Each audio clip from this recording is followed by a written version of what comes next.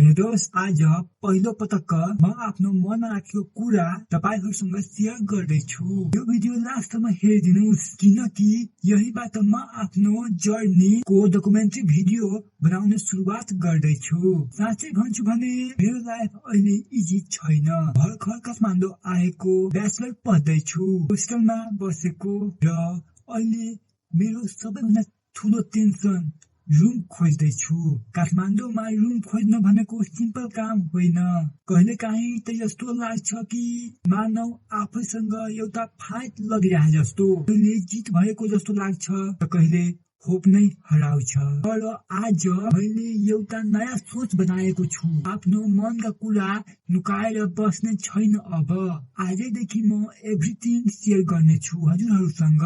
Up down, struggle, process, progress सबै share गर्नेछु। र त्यसैको सुरुवात यो हो day 1 of my real journey.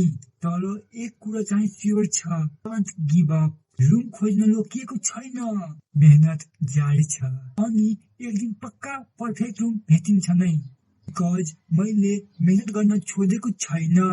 तपाईहरुको लाइफमा पनि स्ट्रगल छ भने remember, slow progress is still progress. Just keep going. यो संघर्षले मलाई अझै के सिकायो त्यो सबै हजुरहरूसँग डे 2 मा शेयर गर्नेछु। तबसम्मको लागि बाई।